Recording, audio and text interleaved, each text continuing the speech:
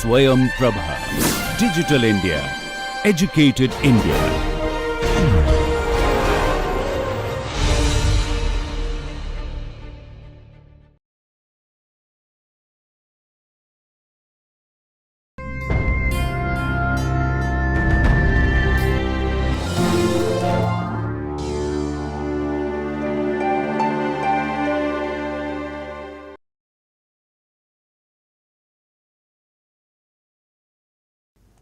Now, what could be the reliefs a patentee claims in a suit for infringement? Now, let us look at the reliefs. Broadly, the patentee can ask for two broad reliefs. One, in any suit for infringement, the patentee can seek an injunction, and an injunction is subject to terms and conditions. Injunction is a relief of stopping the other person from doing the activity. An injunction, when you say you have an injunction against a person, then the injunction would require that person to, especially if it pertains to patents, for him to stop from doing things. If he is manufacturing the patented article, he has to stop from manufacturing it. If he is selling it, he has to stop from selling it. If he is using it, he has to stop from using it. So, based on the language of section 48, an injunction would mean, depending on the wording of the injunction, would mean it would stop the person from doing that activity. So, the first one of the relief that a person can claim in an infringement suit is injunction, stopping the defendant from doing the activity, and in addition, at the option of the plaintiff, by plaintiff we mean the patentee, the patent holder, or the person who derives the title from the patent holder, or at the option of the plaintiff is the person who files the case, the person who initiates the case, the person who makes the complaint is called the plaintiff, and he seeks a relief. So, what are the reliefs he can seek? He can ask the court to stop the person from doing the infringing activity, which is what we call injunction, or at the option of the plaintiff, he can either ask for damages or an account of profits. Now, damages means compensation. He can ask for compensation because his invention was used without his permission. So, he can ask for monetary compensation, or account of profits. He can ask for the account of profits, ask the person to give accounts of the profits he made, and then determine by a further procedure as to what he is entitled to from that profit, because many a times the profit fully may not be something which the patentee can claim. So, broadly the reliefs are stopping the person from doing a particular act and claiming monetary compensation. Two states, 108(2) talks about certain further other reliefs. The court may also order that the goods which are found to be infringing and materials and implement, the predominant use of which is in the creation of the infringement goods, shall be seized, forfeited, or destroyed as the court deems fit under the circumstances of the case without payment of any compensation. Now, this is the relief of seizure, forfeiture, and destruction. So, not only does the court can stop a person from doing things, if he has already manufactured a good amount of infringing material, the court can also order seizure, forfeiture, and destruction. So this power is also given. So, in cases where an infringer involves in piracy or involves in creating duplicate copies of the patented product, then this option is open, that not only can a patentee stop him from doing things, the patentee can also seize all the existing articles, infringing articles, and destroy them. Now, 109 tells us about the right of an exclusive licensee. Now, the exclusive licensee in many ways acts like the patentee. Now, we need to understand what an exclusive licensee can do. We need to go back to section 2, the definition of exclusive licensee in section 2(1)(f). Exclusive license means a license from a patentee which confers on the licensee or on the licensee and the persons authorized by him to the exclusion of all other persons including the patentee. This is important. When an exclusive license is granted, the exclusive licensee can even exclude the patentee. The Act says that. Including the patentee, any right in respect of the patented invention, an exclusive licensee shall be construed accordingly. So, a holder of an exclusive license can even exclude the patentee. Now, the question arises, if the holder of an exclusive license can exclude the patentee, who will take action if there is an infringement? This is a legitimate question that can arise, because the exclusive licensee can even keep the patentee away from enforcing his right. So, the exclusion is complete in the sense that even the patentee who has granted the license cannot do anything pertaining to a patent. So, what happens if the patent is given on an exclusive license and there is infringement? Going by the definition, the patentees cannot take action unless the parties have agreed to the contrary. Going by the definition, the patentee cannot take action. So, the law should empower an exclusive licensee to take action on infringement. That you find in 109. See, normally we understand the rights of a patentee under section 48 as including the rights of a person who is holder of the patent. Now, 109 allows the exclusive licensee to act like a patentee. 109(1), the holder of an exclusive license shall have the like right as a patentee to institute a suit in respect of any infringement of a patent after the date of the license, and in awarding damages or an account of profit or granting any other relief in any such suit, the court shall take into consideration the loss suffered or likely to be suffered by the exclusive licensee as such, or as the case may be, the profits carried by means of infringement so far as it constitutes an infringement of rights of the exclusive licensee as such. So, the exclusive licensee here is empowered to take an action of infringement and also seek damages or account of profit, and in granting damages, the court shall consider the loss suffered by the exclusive licensee. So, if the exclusive licensee took a particular license and pursuant to that there was infringement and he suffered a loss, then they can claim infringement. Apart from stopping the person from infringing, they can also claim the reliefs to come back to them. Now, 109(2) states that in any suit for infringement of a patent by a holder of an exclusive license under subsection 1, the patentee shall, unless he has joined as a plaintiff in the suit, be added as a defendant, but a patentee so added as a defendant shall not be liable for any cost unless he enters an appearance and takes part in the proceedings. Now, we saw that an exclusive licensee can operate without the patentee. That is the definition. We also have seen that an exclusive licensee can file a suit on its own. Now, this provision says that the patentee shall be added as a defendant. So, if there is some information with regard to the patent which only the patentee can give, for that purpose he can be added as a defendant, but there cannot be any claim. Now the patentee can be added as a defendant if he is not already shown as a plaintiff. Sometimes the exclusive licensee and the patentee will file a joint suit. They will be shown as joint plaintiffs. Plaintiff number 1 will be the exclusive licensee or the patentee, and the other person will be shown as plaintiff number 2. So, they can jointly file a case. If they have not jointly filed the case, the exclusive licensee can add the patentee as a defendant, and the patentee will not be liable for any costs in case the patent is invalidated or the patentee and the licensee lose the case.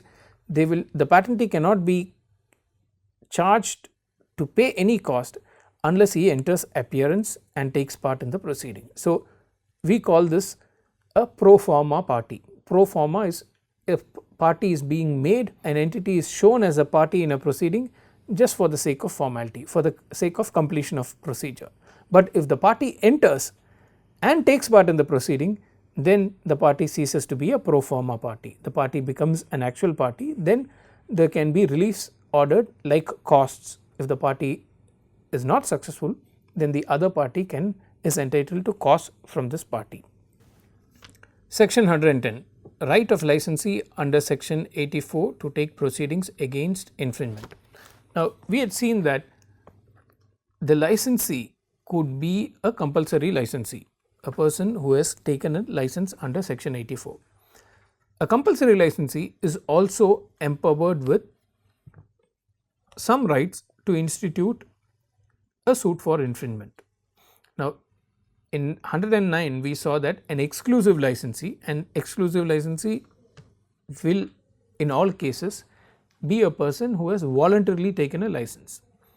But 110 talks about a compulsory licensee, a person who holds a compulsory license under 84 also has the right to initiate infringement proceedings. Any person to whom a license has been granted under section 84 shall be entitled to call upon the patentee to take proceedings to prevent any infringement of a patent, and if the patentee refuses or neglects to do so within 2 months after being so called upon, the licensee may institute proceedings for infringement in his own name as though he were the patentee, making the patentee a defendant, but the patentee so added by the defendant shall not be liable for any cause unless he enters appearance and takes part in the proceedings. Now, in this case the procedure is slightly different. In the case of an exclusive licensee, he could show the patentee as a joint plaintiff, he could show as a co-plaintiff. Now, that option is not here, and the exclusive licensee, since he can operate to the exclusion of the patentee, he could file the patent infringement suit without seeking anybody's permission or without informing anyone. Here that is not the case, because the compulsory licensee has a limited license and that is given by the patent office. So, if he detects infringement, the compulsory licensee should inform the patentee and ask him to take action against the infringement, and if the patentee does not do anything for 2 months, then he can file a case in his own name, and even then he can show the patentee only as a defendant. If somebody asks a question, in the following cases the patentee can be shown as a plaintiff. A. An exclusive licensee files a case for infringement and shows the patentee as a plaintiff. B. An compulsory licensing files a case for infringement and shows the patentee as a plaintiff, and 2 other choices. And if you were to pick up the true statement, the statement will be what comes under section 109, because in 110 the compulsory licensee cannot show the patentee as a plaintiff. So, that is a difference between these 2 provisions. The other part of the provision remains the same. The patentee who is added as a party, if he does not appear, he is not liable for costs. Now, 111 talks about damages. Now, we had already seen the 2 kinds of broadly 2 reliefs that a person can have in an infringement suit pertains to stopping the person from doing things, that is a relief on the conduct of the defendant. The other relief is a monetary relief, asking the defendant to pay compensation. Now, there are restrictions on the powers of the court to grant damages or account of profit in infringement. Now, 111 talks about the restrictions for claiming a monetary relief. 1. In any suit for infringement of a patent, damages or account of profit shall not be granted against the defendant who proves that at the date of infringement he was not aware or had no reasonable ground for believing that the patent existed. Now, this is called the defense of innocent infringement. The defendant did not know that the patent existed, and one of the conditions required here is the moment he came to know, he stopped the infringing activity to demonstrate his goodwill. Explanation: a person shall not be deemed to have been aware or to have had reasonable grounds for believing that a patent exists by reason only of the application to the article of the word patent, patented, or any word or words expressing or implying that a patent has been obtained for the article, unless the number of the patent accompanies the word or words in question. So, this is something which patentees have to take care in practice. It is not just sufficient that they say patented or patented article, they also have to give the number of their patent. It is normally IN followed by another a long string of numbers. So, it is necessary to show that the patent is identified by number rather than just saying patent or patented. So, if the patent is identified by number, that serves as notice. Mere use of the word patent or patented in itself will not amount to notice. Subsection 2. In any suit for infringement of a patent, the court may, if it thinks fit, refuse to grant any damages or account of profit in respect of any infringement committed after a failure to pay any renewal fee within the prescribed period or before the extension of that period. Now, we had already seen that the patent can only be enforced during the time when the renewal fee is being paid. So, if the renewal fee is not paid and the patent is in the lapsed condition, that it is deemed to have ceased to have effect. Now, during that time when the renewal fee is not paid, a patentee cannot claim damages or account of profit. 3. Where any amendment to the specification by way of disclaimer, correction or explanation has been allowed under this Act after the publication of the specification, no damages or account of profit shall be granted in any proceeding in respect of use of the invention before the date of the decision allowing the amendment, unless the court is satisfied that the specification as originally published was framed in good faith and with reasonable skill and knowledge. Now, if there is a patent and the patent gets amended, then there cannot be damages for acts that happened for use of the invention before the date of the amendment. So, because patent rights have to be specific and they have to be clear. So, if you file a case for infringement and later on if you amend the claim, then the amended claim will now change the scope of the protection. So, if the scope of the protection changes, then you cannot go back and stop a person who had committed an infringing act if the use of the invention before the date of the amendment did not fall within the scope of the amendment. Now, there are cases where the court, if it is satisfied that the specification as originally published was framed in good faith, then the court may accommodate, but normally a patent cannot be enforced after an amendment for an act that was done pertaining to an invention as it was covered before the amendment. So, if you change the claim, you can only stop people after the claim is published. All the acts that happened before the claim was amended, you cannot claim damages over it. 4. Nothing in this section shall affect the power of the court to grant an injunction in any suit for infringement of a patent, which simply means that the relief of injunction is not tied to the relief of damages. So, this is this provision makes it very clear that the ability of a person to stop a person from doing things is not tied to the person's success in getting damages. So, even if he had not mentioned the patent number on his invention, that will only jeopardize his ability to seek damages, but that will not affect a person to get an injunction. Now, 114 deals with the relief for infringement for partially valid specification. Now, what happens when a patent is challenged and some claims of the patent are revoked and the remaining are held to be valid and infringed? So, how does the court mold the relief? Because if there were 10 claims and 5 claims are, let us assume all of them are independent claims, 5 claims are held to be invalid, or a combination of 5 claims are held to be invalid, and the remaining 5 have been held to be valid and infringing. Now, how does the court mold its relief? 114.1 states that if the proceedings for infringement of a patent it is found that any claim of a specification being a claim in respect of which infringement is alleged is valid, but any other claim is invalid, the court may grant relief in respect of any valid claim which is infringed. Now, this brings out a fundamental principle in patent law that only a valid claim can be infringed. An invalid claim cannot be infringed. There can be no infringement of a claim that is invalid.